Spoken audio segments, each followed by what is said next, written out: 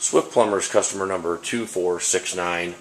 What we have here is a 50-gallon water heater that is leaking down through the tank, and this is a home that we've previously done a repipe on.